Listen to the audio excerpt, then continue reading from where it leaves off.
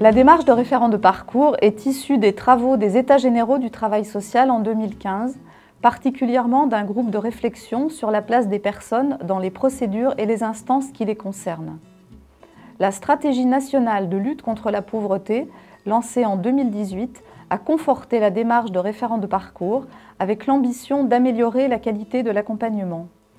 C'est un enjeu d'émancipation des publics et de développement de leur pouvoir d'agir. Les principes de cette démarche innovante, participation active de la personne accompagnée, décloisonnement et coordination de tous les professionnels, le référent est l'interlocuteur privilégié. Au cœur de la démarche, rénover le travail social, impulser un nouveau paradigme pour l'accompagnement social et médico-social. Le département, chef de file de l'action sociale, s'est engagé dès la fin 2019 et 4 CMS se sont lancés dans l'expérimentation au moyen d'une formation-action avec développement et humanisme et une sensibilisation au développement du pouvoir d'agir avec Bernard Valéry. Ce film est le témoignage de personnes entrées dans la démarche, de professionnels de CMS qui les accompagnent et de responsables de CMS qui soutiennent le processus. Nous les remercions d'avoir accepté de rendre compte de leur expérience. Quand j'ai arrivé majeure, il fallait que je change. Et on m'a amené ici, on m'a présenté l'assistance sociale et elle m'a accompagnée. Et après, du coup, elle m'a parlé de référent de parcours. Moi, je croyais que c'était pareil. Mais quand elle m'a expliqué, elle m'a dit que c'était pas pareil, mais on travaille avec la PMI, on travaille avec des psychologues, on travaille aussi avec, comme AVI, les gens qui nous soutiennent avec des enfants. Donc moi, j'avais dit, mais c'est intéressant, pourquoi pas. Alors, je suis dans cette démarche depuis le début de la création. Et c'est la péricultrice de la PMI qui était là, qui m'a proposé, parce qu'elle trouvait que c'était intéressant par rapport à ma situation. Et ça permet de travailler avec tous les professionnels qui nous entourent sur nos projets. C'est l'assistante sociale du CMS qui m'a proposé cette démarche-là, si je voulais ou pas en faire partie. J'étais vraiment contente de pouvoir faire cette démarche-là parce que moi, ça me permettait du coup de ne pas m'éparpiller. Au début, je ne voulais pas. Je me suis toujours débrouillée tout seul. Mais il fut un temps, j'ai dû demander de l'aide. J'ai eu du mal à venir. Mais une fois venue, j'étais vraiment agréable surprise, quoi, parce que là, on nous écoute. Mon assistant social qui m'a proposé les réunions du parcours et que j'acceptais, que c'était une très bonne idée. Et qu'on a fait plein de projets, j'ai pu partir en vacances pour la première fois de ma vie. Et je me suis retrouvée dans ce système-là qui est très bien, parce que tout le monde, voilà, on appelle ça un truc systémique. Je suis au milieu du truc, et autour de moi, il y a plein de gens qui font des choses pour moi, qui sont là. Voilà. Alors c'est pénible, parce que moi, je suis quelqu'un d'assez libre. C'est pénible d'être dans ce truc, mais en tout cas, c'est super rassurant. Pénible parce que je suis obligée de raconter ma misère, de la mettre, voilà, de dire à tout le monde j'ai été faible, j'ai raté, j'ai échoué, voilà, j'ai besoin que vous m'aidiez. Ça, c'est pénible. Mais par contre, ils sont là. Ils sont là, ils sont nombreux. Mais c'est pénible. Ouais. Mais c'est bien. Le plus dur, c'est de faire la première démarche. Voilà, vouloir sortir de sa coquille. Parce que moi, personnellement, j'ai voulu me débrouiller tout seul. Et du coup, je me suis enfoncé encore pire qu'avant. Mais il faut faire la première démarche, c'est tout. Moi, j'avoue que je pense que j'ai accueilli la démarche plus comme la plupart de nos collègues en disant « Oh là là, qu'est-ce que c'est que cette nouvelle démarche ?» Puis finalement, prendre en compte la parole de l'usager, mais évidemment, c'est ce qu'on fait tout le temps. Voilà, j'y suis allée en me disant « Bon, on va voir ce que c'est », mais je n'en attendais pas des choses extraordinaires. J'avoue que j'étais moyennement emballée. Bon, cette formation quand même m'a presque inquiétée. Ça m'a semblé, moi, une quantité de choses à faire, une quantité de choses à expliquer. Et je voyais déjà un vent de panique dans l'équipe en disant on a beaucoup de travail, on est submergé, ça nous rajoute quelque chose. Alors, c'est vrai qu'à chaque fois, notre responsable et les formatrices nous disaient non, c'est pas censé vous rajouter quelque chose. Au contraire, c'est censé après fluidifier. Mais sur le moment, non, on le croit. Enfin, personnellement, je ne croyais pas. On n'osait pas, on projetait à la place des gens, mais non, ça va pas être possible, ça va mettre en difficulté. On confond le fait de laisser la personne agir elle-même et de faire ses propres priorités et le fait de faire avec elle. Cette démarche référent de parcours, elle est intéressante parce qu'elle oblige à faire ce petit pas de côté et à faire en sorte qu'on se centre vraiment sur les problématiques des personnes telles qu'elles les perçoivent. C'est vraiment une démarche, c'est pas une procédure. Au fur et à mesure, on a mis en place les choses, on a tâtonné, on a essayé de créer ensemble, de réfléchir et de créer l'outil, les outils, comment on allait pouvoir tous fonctionner ensemble dans cette nouvelle démarche. Les professionnels ont eu de nombreux questionnements et ils ont besoin d'être sécurisés et accompagnés dans ce changement. Les cadres, et notamment les responsables de CMS, ont un vrai rôle de mobilisation des équipes, des partenaires et de portage de la démarche. C'est quand même quelque chose d'assez novateur finalement que de pouvoir exprimer devant les personnes effectivement nos constats, nos difficultés, les limites de nos dispositifs, les difficultés qu'on peut rencontrer dans l'accompagnement qu'on a avec elles.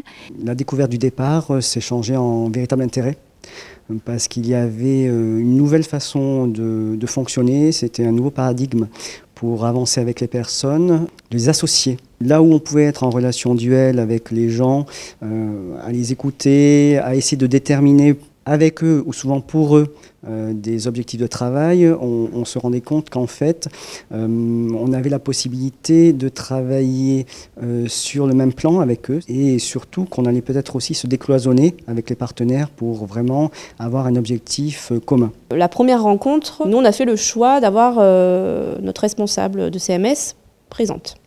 Donc c'est vrai que du coup on n'est pas complètement livré à nous-mêmes pour animer, pour s'organiser, lancer la parole. Enfin, elle porte quand même pas mal la première rencontre et ensuite elle s'efface et ça met une dynamique et la personne se sent vraiment écoutée, considérée. J'ai tout de suite vu le côté bénéfique et j'ai tout de suite compris que non, ça allait pas être une charge en plus, hormis caler une date dans l'agenda avec plusieurs partenaires. On a souvent une pertinence par rapport à la coordination des partenaires et on peut être facilitant pour amener les partenaires à se positionner aussi en cohérence par rapport au projet de la personne. Et puis moi je sais que j'étais très stressée de devoir animer une instance avec plusieurs partenaires, avec la personne aussi, et finalement quand on se lance et qu'on est dans une situation, on se rend compte que c'est pas si terrible, qu'on a des capacités quoi, et qu'on s'en sort toujours et que tout le monde est moteur dans l'instance. C'est bien ça l'avantage. La première réunion, oui, c'est pas facile parce qu'il faut expliquer son histoire à tout le monde et des fois, on n'a pas tout expliqué à tous les professionnels. Mais c'est vrai que le fait du coup d'avoir un référent de parcours, en fait, elle est vraiment là pour nous aider justement à prendre notre parole comme elle est aussi. C'est fait dans la bienveillance, même si c'est compliqué parce que ça fait beaucoup de monde. On collabore avec les professionnels, donc on est intégré dans l'équipe. L'objectif, c'est aussi que nous, on soit acteurs de tout ce qui va se diriger dans la réunion, en fait. Au début, j'étais un peu inquiète parce que je ne savais pas du tout comment ça allait se dérouler. La première rencontre était un peu stressante. Et maintenant, ça se passe très bien. J'ai dû choisir un référent, ça n'a pas du tout été un choix facile. J'ai choisi la puéricultrice parce qu'elle m'accompagne depuis des années et que j'ai confiance en elle. J'ai gardé l'assistante sociale du CMS comme référent. J'aurais pu choisir n'importe qui d'autre, mais c'est vrai que j'avais beaucoup plus d'affinité en fait, avec elle parce que c'est elle qui m'aidait déjà à essayer de faire le relais en fait entre toutes les autres personnes. J'ai choisi mon assistante sociale parce que comme j'ai déjà été avec elle, elle m'a accompagnée bien. J'ai dit pourquoi pas rester avec elle. Ma référence, c'est une assistante sociale qui me suit depuis 4 ans, qu'on se connaît bien. Et la première fois qu'on a fait la réunion, j'ai un peu stressée, mais au fond, ça s'est bien passé. Ils m'ont bien accueilli, tout. Les usagers n'ont pas, n'ont pas peur de nommer un référent. Finalement, c'est nos inquiétudes à nous, finalement. Parce qu'ils le nomment très facilement. Alors, c'est quand même souvent les référents sociaux. C'est plutôt à nous de d'enlever nos freins finalement, je pense. Parce que les usagers, eux, moi j'ai jamais eu aucun refus d'usagers pour rentrer dans cette démarche. Le référent de parcours choisi se charge de réunir tout le monde et de refixer les dates, des objectifs, etc. Ce qui me questionne toujours par rapport à cette démarche, c'est quelle personne je vais pouvoir proposer. Est-ce que, à partir du moment où il y a plusieurs partenaires, je propose de façon systématique l'instance référent de parcours ? Parce que mon problème, c'est ça, c'est que j'ai tendance à me mettre à répondre déjà à la place de la personne. La démarche référent de parcours, elle n'est pas à faire avec tout le monde. Je pense que toutes les situations ne s'y prêtent pas. Après, c'est bien de se poser la question de comment on peut travailler différemment plus largement. Une fois qu'on l'a expérimenté, je pense qu'on ne travaille pas de la même façon. Je le vois bien dans le cadre de mes accompagnements. Quand je sens qu'à un moment donné, la personne, elle tourne un petit peu en rond, que du coup, elle ne sait plus trop comment faire pour s'en sortir, qu'il y a plusieurs professionnels avec plusieurs missions qui lui demandent de travailler sur des points bien précis et qu'elle a l'impression d'être débordée, je me dis, est-ce que là, ça ne serait pas le moment de lui proposer de rentrer dans cette démarche ? Quand on est vraiment plusieurs partenaires et que je sens qu'on a vraiment besoin de parler tous ensemble parce qu'à un moment donné la situation patine ou parce que je sens que la personne m'a confié qu'elle ne se sentait pas très entendue à un endroit ou à un autre ou quand moi-même je me sens empêchée dans ce que dans ce qu'on essaye de mettre en place quand on bute sur quelque chose et puis que j'ai l'impression que les clés sont dans les mains d'un autre partenaire. Souvent c'est ce qui, aujourd'hui naturellement, ça va me venir de proposer d'entrer dans cette démarche. Moi j'ai été surprise quand je contacte les partenaires de me rendre compte que finalement, ils ont autant, voire plus d'appréhension que les gens de se retrouver face à la personne. Alors j'aime bien cet argument en disant « Non, mais il ne faut pas qu'on soit trop nombreux, ça risque de faire tribunal ». Si on est tous ensemble à cette rencontre, c'est pas pour se juger les uns les autres, c'est bien pour partir de ce que chacun peut faire et être aux côtés de la personne qu'on accompagne et de voir ce qu'on peut mettre en œuvre pour la réalisation du projet qu'elle a, quoi. Pour certains professionnels, c'est extrêmement difficile parce qu'ils ont une pratique ancienne qui est de très grande qualité et ça veut dire qu'il faut la remettre en cause, cette pratique, et c'est pas si simple. J'ai remarqué effectivement qu'il y a beaucoup quand même de réticence au niveau des travailleurs sociaux pour se lancer dans cette démarche. Et alors moi, pour les rassurer, je leur parle de tout le côté positif et je prends souvent l'exemple d'une des usagers à qui on a permis d'avoir des vacances. Et pour moi, c'est quelque chose, je trouve ça vraiment important pour elle parce qu'elle n'était jamais partie avec ses enfants. Et pour la première fois, à travers cette instance, elle avait réussi à mettre en avant cet objectif. Et tous ensemble, tous les professionnels, on a pu y aller et on a pu l'aider. Et nous avons alors vu des partenaires très enthousiastes. Moi, je me souviens, j'ai un exemple de la mission locale que j'avais eu au téléphone pour une situation de référent de parcours qui m'a dit « Mais moi, j'attends que ça, en fait, qu'on se décloisonne et qu'on se rencontre tous autour d'une table avec madame. » D'autres, par contre, plus réticents parce que peut-être dans leur inconscient ou conscient, il y a l'idée d'un secret qui leur appartient, et je pense notamment au niveau du médical. Vraiment, moi, j'ai trouvé que ça nous avait permis aussi de décloisonner un peu le monde hospitalier, voire médical et libéral, avec le social. Donc moi, j'ai vraiment trouvé un avantage... J'ai vraiment trouvé ça très positif. Nous, dans une des situations complexes que nous accompagnons, on a des mandataires judiciaires qui sont présents aussi. Et pour ces professionnels, il y a eu rupture de l'isolement et ils sont très favorables à cette démarche et au temps de rencontre. Ils se rendent très facilement disponibles. Après, je trouve que ça casse aussi certaines représentations. Vu qu'il y a cette méconnaissance, souvent on se dit tiens, tel service, oh là là, mais on va pas trop les solliciter parce que ils font que de l'accompagnement budgétaire. Du coup, je vois pas trop ce qu'on pourrait leur demander d'autre. Alors que finalement, ils ont d'autres apports à apporter, d'autres outils, etc. Déjà, avant qu'il y ait ces réunions, les professionnels faisaient des réunions sur nous, mais pour parler de notre situation, mais nous, on n'était pas présents. Et du coup, moi, je trouve que le fait qu'on soit présent, c'est beaucoup plus bénéfique. On peut dire ce qu'on pense et aussi on peut dire si on est en désaccord sur certains points. On est tous là, on en discute. Donc il y a les objectifs globaux et après chacun prend un petit morceau des objectifs globaux. On sait, quand on les voit en rendez-vous après individuel, on sait de quoi on avance et en fait ça fait pas de redondance aussi. C'est ça, c'est que du coup chacun a sa propre mission. Donc ça permet en fait que 2 personnes s'occupent pas du même sujet. Dans l'année, on en a entre 3 et 4 réunions. Entre-temps, on rencontre les professionnels individuellement. De toute façon, ils savent ma situation, ils savent ce que j'ai vécu. Et donc, c'est mieux. Et puis bon, on dit pas toujours, on répète pas toujours la même chose quand on vient. La vérité, c'est vrai, c'est une vraie équipe. Voilà, ils nous ont mis moi, ils m'ont mis dedans et je sais qu'ils me connaissent et c'est très bien. Et j'ai pas, moi, les assistantes sociales, l'ASE, tout ça, j'aime pas, j'ai peur d'eux.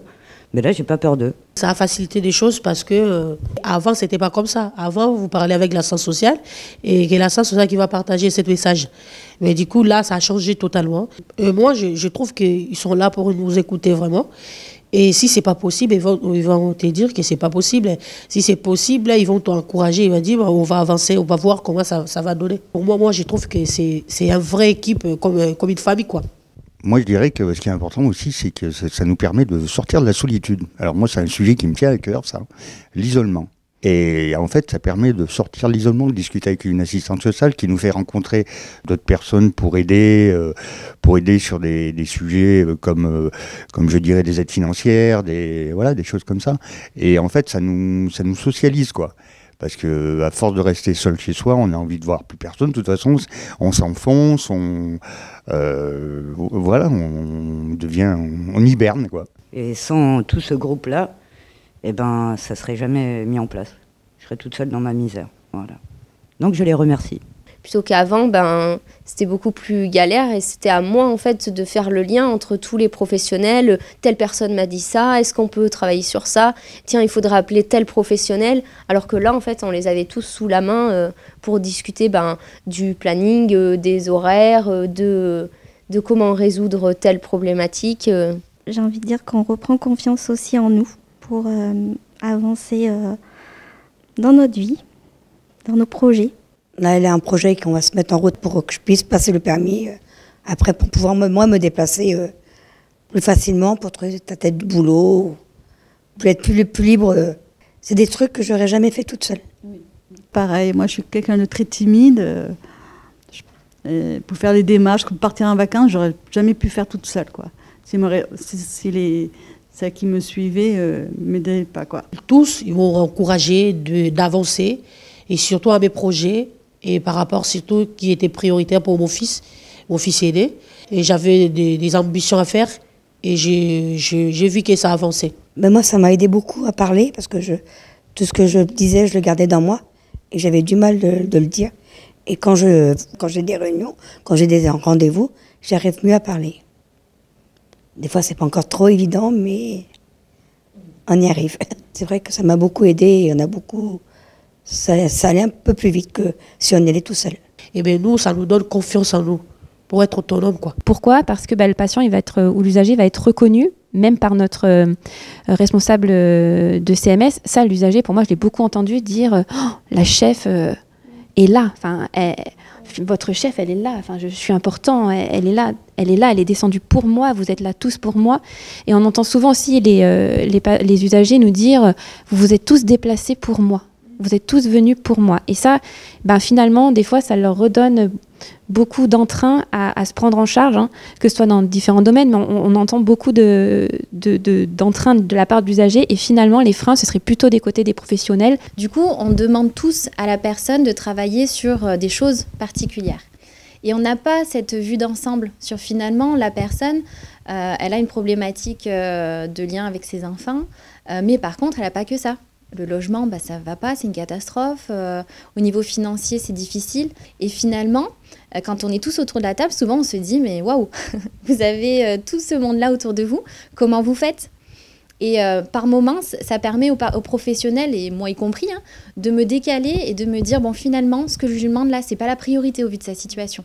En voyant les personnes, comment elles se saisissaient de ce temps-là, j'ai dit oui, c'est ça le pouvoir d'agir. C'est une personne qui d'un coup est toute timide, mais lors de la réunion prend la parole, dit je voudrais faire comme ci, je pense ça. Et je me suis dit c'est peut-être là, j'ai la vraie personne. J'ai la vraie personne avec ce qu'elle a vraiment envie. Si on est là, nous, à voir ce qu'il faut régler et là où il faut avancer, mais que la personne, elle y croit pas ou que c'est pas sa première priorité, on n'avance pas. Et c'est vraiment ça que je retiens. C'est le côté, je vois la personne sous un autre angle. Pourtant, j'avais l'impression que à deux, on créait un espace, je sais pas, de confidence. Mais non, j'ai quand même découvert des choses pendant ces instances qu'elles n'avaient pas osé me dire pendant les entretiens. Donc, quelquefois, je faisais fausse route. Parce que clairement, nous, des fois, on voudrait aller dans un certain domaine et l'usager nous dit, non, en fait, dans ce domaine-là, ça va. Pour moi, c'est pas un problème pour moi. Et c'est ça qui est différent, c'est qu'on n'est plus seul, en fait. Et on prend, pour moi, on ressent tout le pouvoir du groupe et le fait que, par moment, nos problématiques de professionnels ne sont pas celles de l'usager. Et ça nous demande à nous, finalement, de nous mettre en retrait et de suivre son point de vue. Que ça nous décharge d'une certaine responsabilité que l'on portait seul avec l'usager. Donc on est quand même beaucoup plus léger aussi quand on accompagne la personne parce que c'est pas nous qui déterminons ce qu'on va travailler avec la personne accompagnée, c'est elle qui va nous dire vers quoi on va travailler, c'est-à-dire ses objectifs à elle. Quand les gens arrivent, c'est plus moi qui ai la liste de ce qu'il aurait fallu faire, de ce qui a été fait, voilà. Parce qu'après, c'est vrai que c'est quand même beaucoup d'investissement au début. Parce qu'il faut organiser, il faut faire le lien avec tous les partenaires, etc. Mais on gagne vite après, par la suite, puisque c'est un gain de temps. On gagne aussi en efficacité. Puisqu'on part effectivement de la demande très concrète et très claire de la personne, ça nous évite de nous éparpiller, de proposer des choses qui sont inappropriées, inefficaces, enfin voilà, plein de choses. Et donc en fait, disponibilité, mais gain de temps en termes d'efficacité. Et effectivement, je pense que chacun sait où il en est dans l'accompagnement et on ne perd pas de temps en fait. C'est peut-être certainement ça la plus grande différence. On y gagne en proposition, en action, en compréhension. C'est vraiment un travail de qualité qu'on obtient à la fin. J'ai jamais eu de partenaires qui m'ont dit je suis venue mais j'ai perdu mon temps. En tant que chef de service, je pense qu'on a une grande place, un rôle à jouer dans l'accompagnement de nos équipes pour faire ce pas de côté. C'est de pouvoir aussi accompagner ça, de favoriser aussi les échanges en groupe, des dynamiques et des démarches qui soient vécues en équipe. Ce qui a vraiment changé, moi, du coup, dans ma pratique, c'est effectivement de rassembler les autres professionnels qui interviennent auprès de ces personnes. Voilà, et de pouvoir, avec la personne qu'on accompagne, se mettre d'accord sur des objectifs. Maintenant, j'ai aussi changé ma façon de présenter les choses. Je dis plutôt, voilà, madame ou monsieur vous invite à venir à cette réunion. Votre présence, elle est primordiale pour elle. Du coup, est-ce que vous pourriez vous rendre disponible parce que c'est important pour elle? Si vous ne pouvez pas, à ce moment-là, on décale, on trouve une autre date. Et même au niveau des partenaires, on est nombreux. Il y a de plus en plus de services qui s'occupent de telles choses, tout est cloisonné. Et rien que le fait de se voir en vrai, des fois, on n'a que des contacts par mail ou par téléphone. Et du coup, ça déclenche une autre dynamique aussi avec les partenaires. Il y a un certain nombre d'informations qu'on ne peut pas transmettre. Donc ça me demande aussi en amont un temps de préparation avec mon usager parce que je ne vais pas pouvoir tout dire. Donc il faut que ça parte de lui. Je pense à l'exemple d'une dame qui était suivie sur un service éducatif où du coup, le service éducatif proposait aussi de la médiation familiale avec le suivi d'une psychologue. Et ils n'arrivaient pas à comprendre pourquoi cette maman, elle était dans l'évitement, pourquoi est-ce qu'elle venait jamais au rendez-vous, où elle avait toujours de bonnes excuses. Et le service éducatif se disait, cette maman, elle n'est pas prête à aller de l'avant. Et finalement, le jour de cette réunion, cette maman a pu expliquer que le fait qu'elle soit suivie sur le plan de vue éducatif, le fait que ce soit la même psychologue qui soit dans le même service, ça la mettait très en difficulté parce qu'elle avait peur que si jamais elle se livre, ça vienne influencer le fait qu'on puisse lui dire vous êtes une mauvaise maman ou vous n'êtes pas bien en ce moment, donc du coup on va prendre le relais. Elle n'avait pas envie d'être jugée et que ça la desserve. Du coup, autour de la table, on s'est dit, il y a d'autres solutions. On a une psychologue insertion qui peut vous recevoir. Ça a été un tout petit détail, mais c'est ce qui a permis de faire bouger la situation. C'est vrai que déjà, dans le cadre du travail social, on n'est plus sur une relation avec l'assistante sociale et la personne qui vient nous rencontrer. Mais on essaye de retrouver un équilibre dans la relation, en vraiment co-construisant les projets, etc. Il faut déjà qu'on ait conscience que le travail social est en pleine mutation, donc ça demande déjà du temps.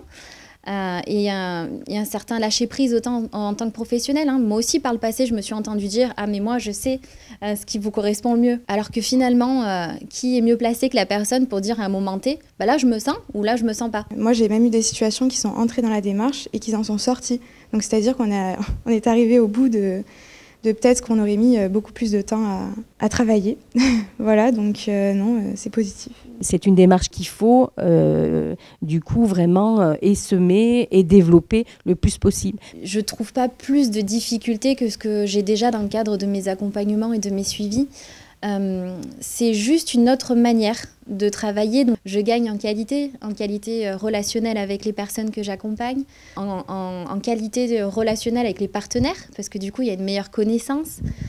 Il faut expérimenter chacun, quoi, et se faire sa propre idée. Je parlais avec mes amis qui ont des assistantes sociales, mais à 2 fois, ils me demandent le parcours de... Ça veut dire quoi? Mais c'est pareil. Moi, j'ai dit non, c'est pas pareil. Il faut essayer pour voir. Si vous n'essayez pas, vous ne pouvez pas savoir. Quand vous venez en parcours, des référents de parcours, vous voyez, c'est même pas à l'assistance sociale, mais il y a des professionnels autour de vous. Vous pouvez donner votre requête. Ils vont vous écouter, vous parler des choses qui vous dérangent, vous parler de vos projets. Ils sont là pour vous écouter, pour vous donner aussi des conseils, pour vous montrer aussi comment vous pouvez s'en sortir. J'ai vécu ça, c'est ça que je peux parler. Si j'avais pas vécu ça, je pourrais pas parler. Avant, j'étais bloquée sur les assistantes sociales parce que voilà, c'est vrai que on est des numéros. Que là, je conseille parce que je me suis, je me suis épanouie. Et depuis le temps que je suis ici, franchement, ma vie elle a changé en fait. Franchement, c'est une bonne chose pour les autres qui se sentent un peu isolés, qui se sentent un peu limités, les gens qui ont perdu leur confiance. Ça peut l'aider aussi à s'en sortir, quoi, et à avancer. C'est quelque chose qui devrait se faire vraiment de partout parce que je comprends même pas qu'on fasse ça qu'à l'heure d'aujourd'hui et qu'avant ça fonctionnait pas comme ça parce que Moi, je suis convaincue, c'est très bien, il faut, parce que voilà, il y a tous les problèmes, ils sont posés à table, c'est bon. On règle les problèmes un par un avec tout le monde. On va aux priorités. Même moi qui suis réfractaire de tout, j'adhère au projet, franchement.